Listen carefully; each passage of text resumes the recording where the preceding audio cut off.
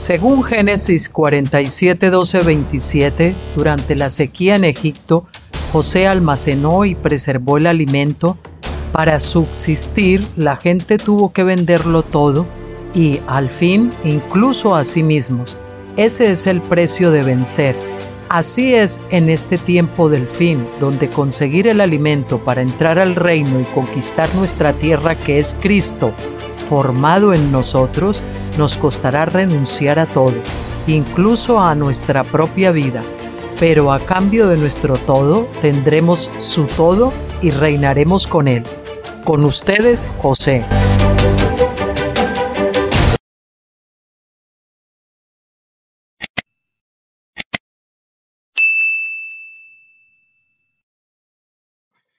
Hola, buenas tardes a todos. Feliz semana que comienza. Les deseo. Soy lunes 11 de septiembre en España a las 5:10 de la tarde y vamos a comenzar con un artículo y vamos a hacer otro especial poniendo en vídeo un artículo que sacó hace poquito el doctor Stephen Jones. Y yo creo que ha sido a petición propia mía, porque yo le dije que hacía falta y que mucha gente estaba demandando una aclaración sobre Mateo 24, ¿no? En lo que llaman el Apocalipsis de los Evangelios, tanto en Juan como en Mateo, y especialmente en Mateo 24.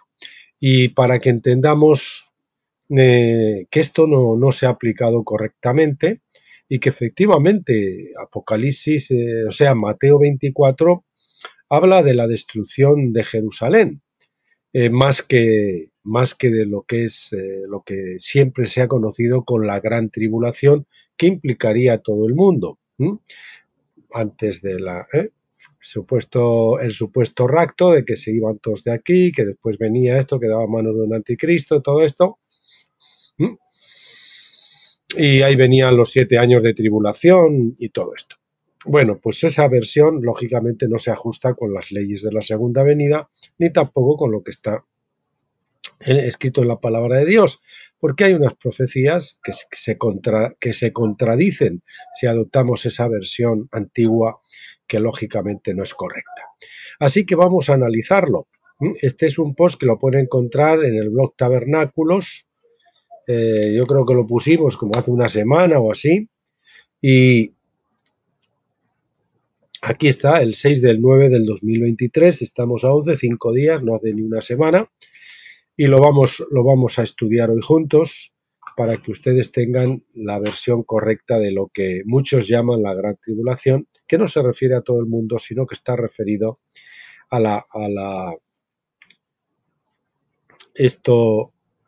se está referido a la ciudad de Jerusalén, a la vieja ciudad de Jerusalén, tantas veces reconstruida. Y vamos a ver cómo hay una profecía de Jeremías, ahí donde va con unos ancianos al valle de la Genna, y entonces el Señor le manda a romper una vasija y le dice: así va a ser Jerusalén como esta vasija, que la rompe y que ya no se puede volver a construir. Sin embargo, tanto por los babilonios antes de Cristo como después de Cristo, en el año 70, pues Jerusalén ha sido destruida, pero se ha reconstruido otra vez. Por lo tanto, las profecías de Jeremías no se ha cumplido completamente, se ha cumplido 2 veces, pero no se ha cumplido en su totalidad, porque no ha habido una destrucción tan completa, de manera que la vieja Jerusalén no se pueda levantar más. Y por lo tanto, esa destrucción está todavía en el futuro y desgraciadamente pues está muy cerca, ¿no? Algo parecido, los avisos valen lo mismo para esta destrucción futura que aquellos avisos que dio Jesús. Cuando vean estas señales, corran a los montes y todo esto, que ocurrió cuando en los tiempos del Señor. Entonces vamos allá, pero lo vamos a ver desde el draft, porque así, si al leer a mí me parece que hay que hacer alguna corrección, pues la podemos hacer también. Bien,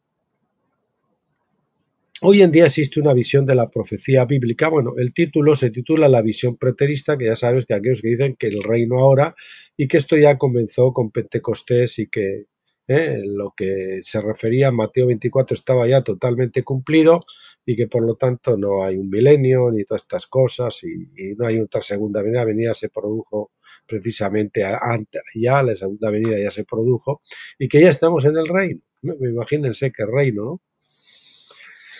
Bueno, hoy en día existe una visión de la profecía bíblica conocida como preterismo. Su característica principal es que cree que todas las profecías de Jesús de Mateo 24 se cumplieron en el año 70 después de Cristo, cuando Jerusalén fue destruida por los romanos. Los preteristas puros dicen que todas las profecías de la Biblia se cumplieron cuando Jerusalén fue destruida y que la segunda venida de Cristo ocurrió en ese momento. Además de esto, creen que el reino prometido fue inaugurado el día de Pentecostés. Dicen que los 1000 años de Apocalipsis 20 del 5 al 6 no deben tomarse como un periodo de tiempo literal, sino que son representativos de la edad del reino misma.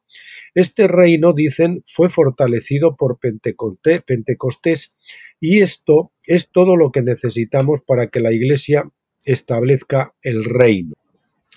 Este punto de vista encuentra cierto apoyo entre los primeros padres de la Iglesia, griegos, que esencialmente reemplazaron a los primeros padres de la Iglesia de habla hebrea, como los apóstoles originales y sus discípulos inmediatos. La era de la visión hebrea prácticamente desapareció a mediados del siglo II, dejando la visión griega de las Escrituras como dominante en la Iglesia. Bien, eso ya lo habíamos visto, el punto de vista hebreo. Para mí, es decir, para el doctor Stephen Jones, está claro que los escritores de los evangelios, incluidos Mateo y Juan, escribieron con una visión hebrea de las cosas, con su mentalidad hebrea, obviamente. Cuando Juan escribió acerca de los 1000 años en Apocalipsis 20, del 5 al 6, me parece que estaba reflejando la enseñanza judía común del gran milenio sabático. Ese gran sábado a nivel de la creación se conocía comúnmente como la Edad, la culminación de la gran semana de trabajo de 6000 años desde Adán. Debido a que ese punto de vista estaba tan extendido, hubiera sido extraordinario que él hubiera hecho referencia a los 1000 años sin ninguna aclaración para advertir que el punto de vista judío era incorrecto. Además, todo el libro de Apocalipsis se basa en la manifestación profética del calendario hebreo, por lo que está claro, para mí, para el Dr. Jones, que la mentalidad hebrea de Juan dominó o permeó en todo el libro. El libro de Apocalipsis presenta 7 sellos como si fueran 7 años del calendario, un ciclo sabático completo. En el 7º sello hay 7 trompetas. Los sacerdotes tocaban una trompeta para marcar el comienzo de cada nuevo mes, tan pronto como se veía la luna nueva por la tarde. Por lo tanto, la 7ª trompeta era la fiesta de las trompetas. El 7º mes mismo era el mes de la fiesta de los tabernáculos, donde se derramaban las libaciones de vino nuevo durante 7 días. Estas están representadas en las 7 copas de vino derramadas en Apocalipsis 16. En otras palabras, el Apocalipsis de Juan se basó en el modelo del calendario hebreo, culminando con la fiesta de tabernáculos. Sugiere que la caída de Babilonia está ligada al último día de tabernáculos. El vino significaba el juicio sobre Babilonia. Los sacerdotes también derramaban libaciones de agua junto con el vino para indicar el derramamiento del Espíritu Santo en la fiesta de tabernáculos. Por tanto, estaban sucediendo dos cosas al mismo tiempo, una negativa y otra positiva. Escribí extensamente sobre esto en mi comentario sobre Apocalipsis. El punto es que no encuentro evidencia seria de que los 1000 años de Juan se desvíen del punto de vista hebreo. Por eso lo tomo como un periodo de tiempo literal. Algunos señalan que chilioi, la palabra griega traducida por 1000, es plural. Eso es cierto, pero solo porque la gramática griega exigía que concordara con la palabra a la que se refiere años. Lo mismo ocurre en el español, donde un adjetivo se escribe en plural cuando describe un sustantivo plural. Por ello, por ejemplo, la estrella se escribe en plural como las estrellas. Pero esto no se traduce al inglés como the stars, sino que escribimos de tanto para singular como para plural. Así también ocurre en el griego. El adjetivo chilioi es plural porque el sustantivo que describe es plural. Traducirlo como miles no es una gramática adecuada. Los traductores lo saben, por eso prácticamente todas las traducciones de la Biblia dicen 1000 años. Profecías sobre la destrucción de Jerusalén. Atentos porque aquí es donde vamos a ver lo que está profetizado. En Mateo 24 Jesús profetiza sobre la destrucción de Jerusalén que, por supuesto, ocurrió en el año 70 después de Cristo. La ciudad también había sido destruida en el 586 antes de Cristo, pero había sido reconstruida. Incluso cuando Jerusalén fue destruida en el año 70 después de Cristo, la ciudad fue reconstruida y está con nosotros hasta el día de hoy. Como vemos, sigue en pie, ¿no? Ha sido reconstruida por lo menos 2 veces.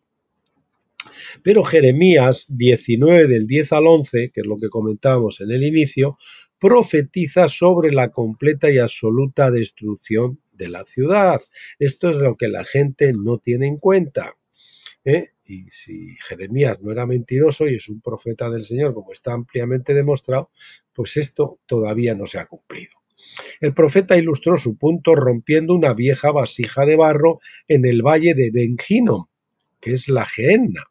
Y por cierto, haciendo una pequeña digresión, para que entiendan que la Gehenna no es el infierno, como se traduce muchas veces, sino que siempre alude a la destrucción de Jerusalén, les invitamos a que ustedes vean el vídeo, que es la segunda parte del libro, Las sentencias o juicios de la ley de Dios. Aquí lo ven en pantalla, que es la Gehenna. Vimos en primer término el Tártaro, que es solamente una prisión para los ángeles, espíritus caídos. Luego vimos la Gehenna, que es la que les digo que tienen que mirar para que vean que se refiere siempre a Jerusalén. Y tenemos la tercera ya grabada, que es referido al Hades, que ese sí es el que muchas veces también se traduce como infierno. Y vamos a ver muy pronto, ahora, seguramente esta semana, el lago de fuego. ¿De acuerdo? Ese será el cuarto capítulo, lo queda el quinto, que ahora no recuerdo lo que es. Entonces les invito a que examinen ese vídeo. Dice Jeremías 19, el 10 al 11, versículo 10. Luego romperás la vasija delante de los hombres que te acompañan y les dirás, así dice el Señor de los ejércitos, así romperé a este pueblo y a esta ciudad. Fíjese que dice a esta ciudad, como se rompe una vasija de alfarero que ya no puede repararse. Jerusalén ha sido reparada, como decimos, ya por lo menos 2 veces. Y lo enterrarán en Tofet, porque no habrá otro lugar para sepultura. Tofer es la Gehenna, el valle de Ben Hinnom, como quieran. Las tres, se le conoce por las 3 acepciones.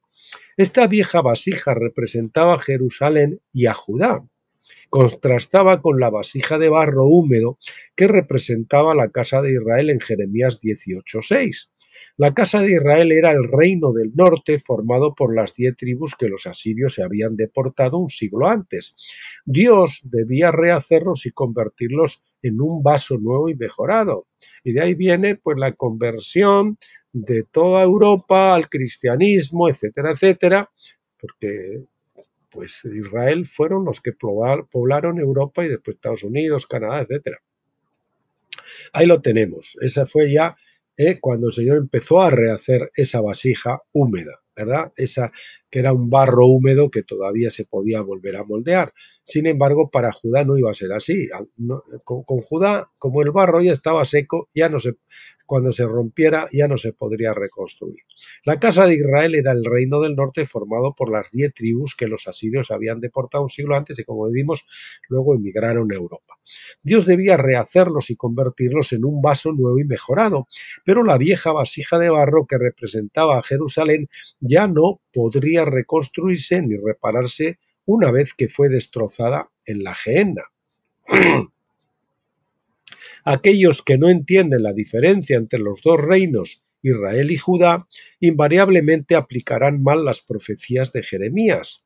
Y esto es otra cosa que los cristianos tienen que aprender, la inmensa mayoría.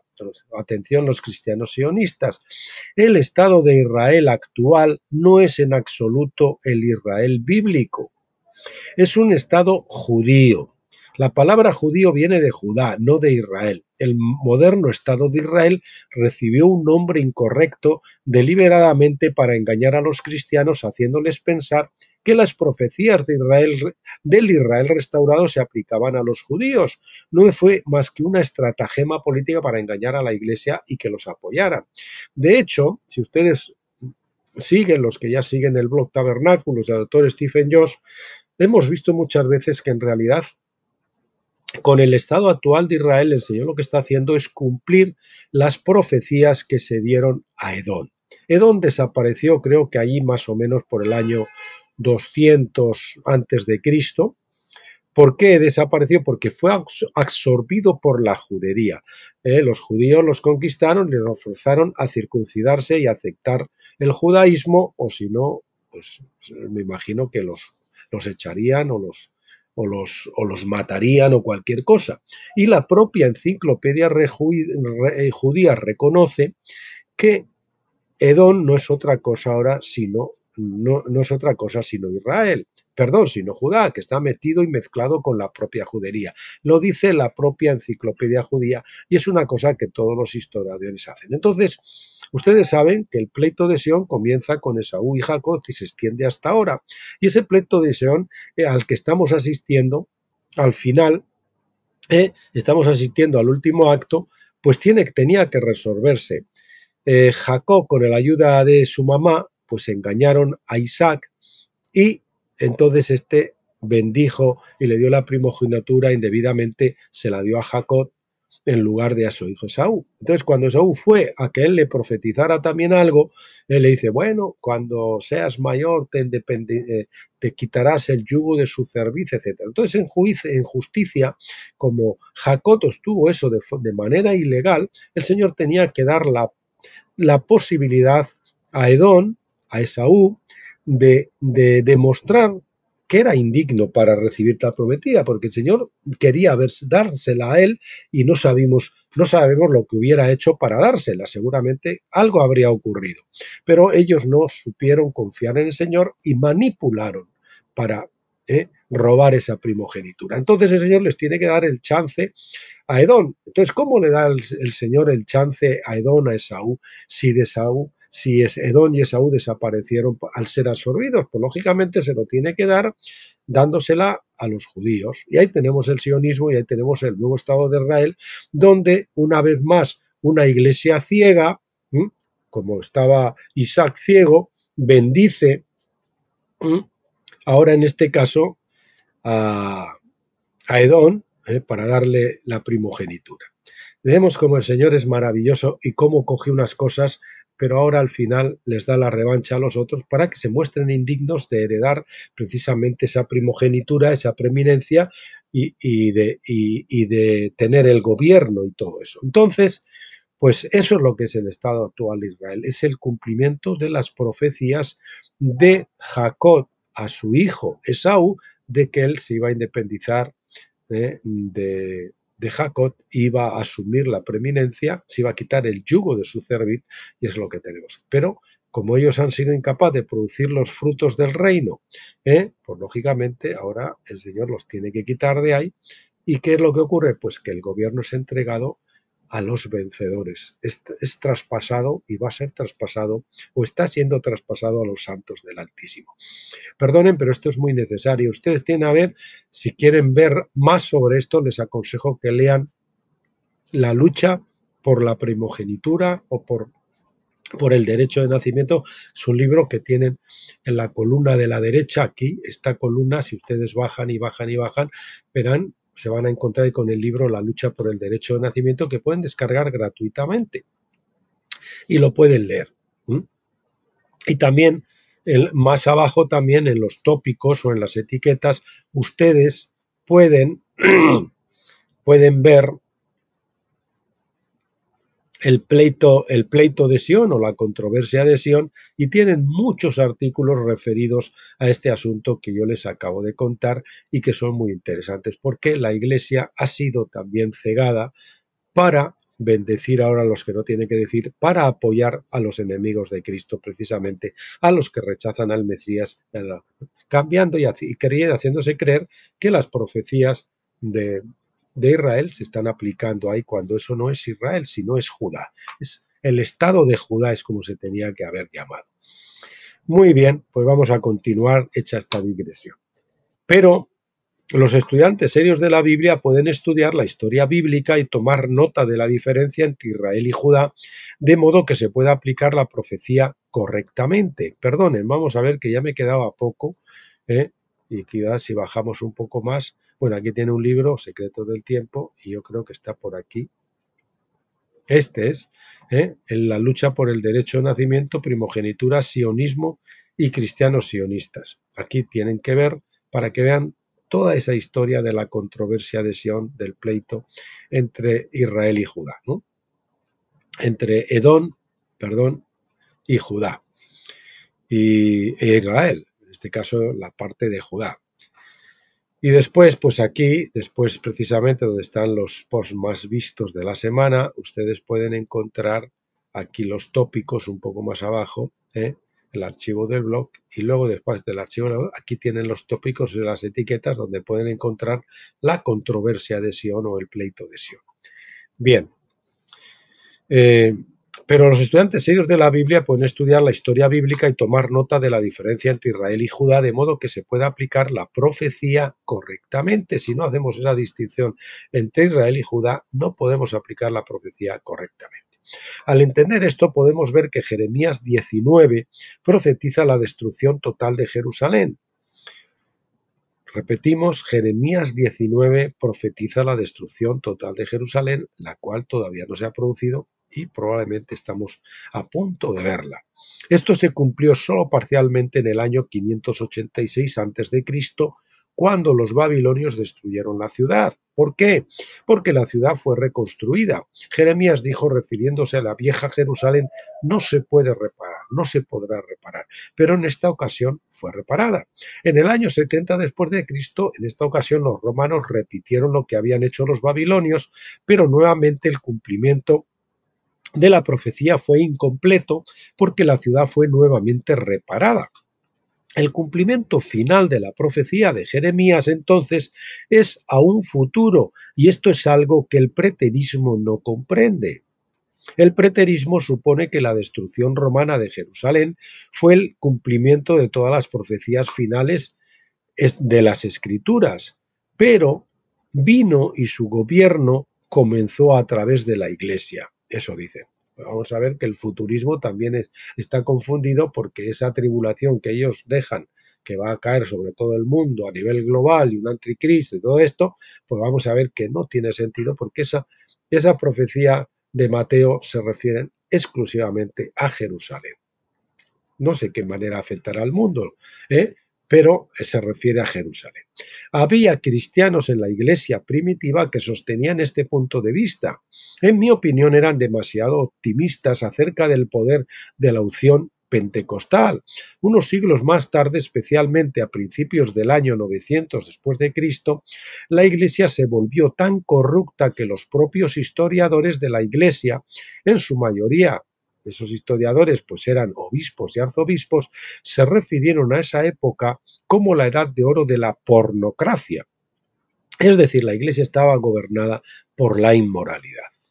Hoy podemos mirar hacia atrás a la llamada edad de la iglesia, que es del 33 de Pentecostés a 1993, los 40 jubileos que están tipificados por los 40 años de gobierno de Saúl.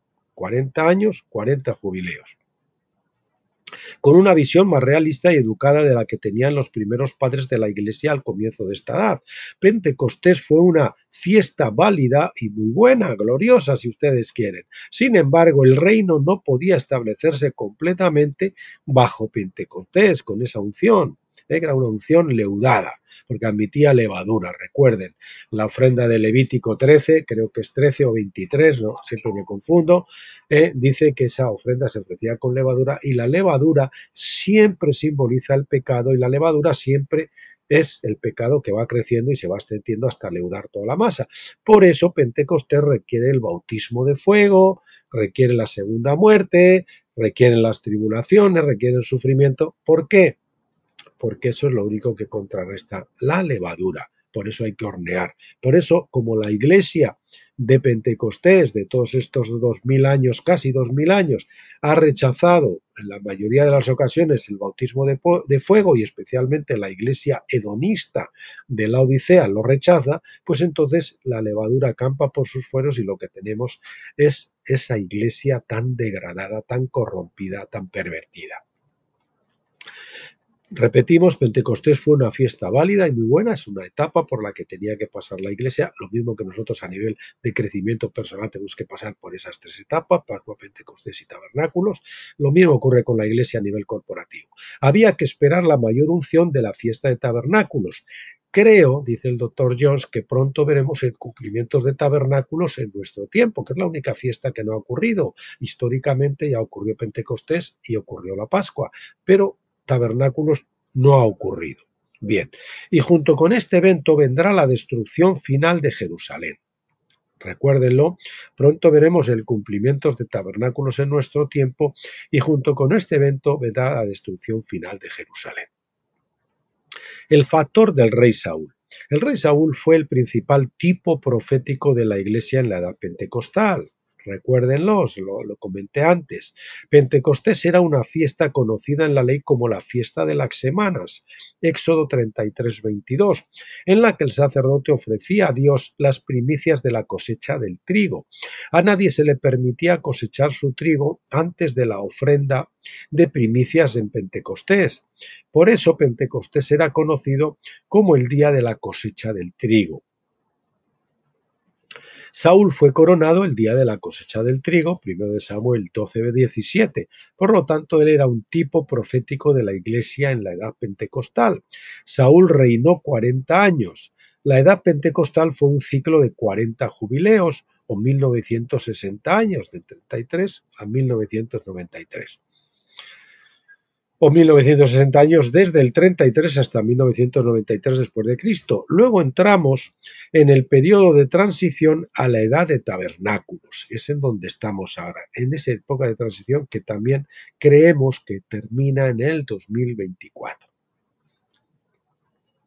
Donde Babilonia cae y los santos empiezan a subir al reino. El reinado de Saúl, no un anticristo, los santos, tal como profetiza Daniel, y el gobierno es entregado a los santos del Altísimo y que hemos hablado en estos vídeos de atrás de estos días. El reinado de Saúl marcó el modelo para la iglesia. Cada año del reinado de Saúl fue como una versión condensada de un ciclo de jubileo en la historia de la iglesia. Si estudiamos la historia de la iglesia, podemos ver fácilmente los paralelos con el reinado de Saúl. Por ejemplo, la edad de oro de la pornocracia es el ciclo del jubileo 18 de la edad de la iglesia, 18º, como quiera, y se correlaciona con el año 18 del reinado de Saúl, el año en que fue rechazado por Dios y descalificado para tener una dinastía duradera, 1 Samuel 15:23. Lo mismo le sucedió a la Iglesia romana en su ciclo del 18º jubileo. Ese fue el momento en que el llamado de Dios pasó a los vencedores, la compañía de David. Desde entonces, los vencedores han sido levantados para tomar el trono tan pronto como concluyó el reinado de Saúl. El preterismo sabe poco o nada acerca de los días de fiesta. Ya le digo que la escatología si no se ajusta a lo que profetizado en los días, las fiestas de otoño, trompetas, expiación y tabernáculos, está errada. No concuerda con las leyes de Dios. Por favor, les reitero, estudien el libro Las leyes de la segunda vendía, que lo tienen aquí en el blog Tabernáculos, en los libros del doctor Stephen Jones. Aquí lo tienen, se lo repito aquí. Aquí, si pulsan libros corregidos, reeditados, ahí tienen ya las leyes de la segunda venida y otros muchos libros. Están todos, pero corregidos ya y reeditados, que están muy bien, me parece a mí, los tienen ahí. El resto también los pueden buscar. Entonces, las leyes de la segunda venida y les dicen cómo se tienen que cumplir los acontecimientos escatológicos. Cualquier escatología que no se ajusta a esas leyes de la segunda venida expresadas en los días de fiesta, les repito, está equivocada, está errada por fuerza. Entonces, lean ese libro, por favor, para que estén bien informados.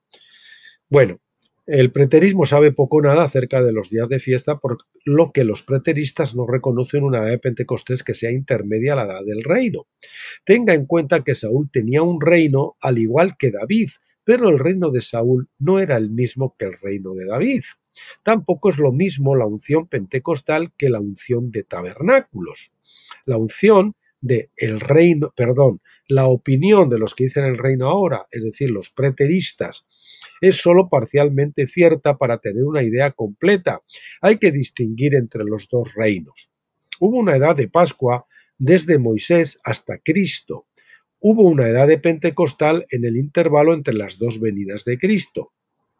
Pero todavía hay una edad de tabernáculos por venir, que es la edad del milenio, obviamente. El preterismo parece no saber nada de esto y esa es su debilidad. Su fuerza, hay que reconocerlo, decirlo, es que ve cómo Mateo 24 se cumplió en gran medida en el año 70 después de Cristo, que eso es lo que no ven los futuristas, los que hablan de la gran tribulación que tiene que venir, el anticristo y todas estas cosas.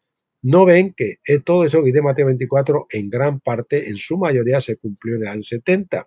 Jeremías deja esto claro. En el futuro todavía guarda, perdón,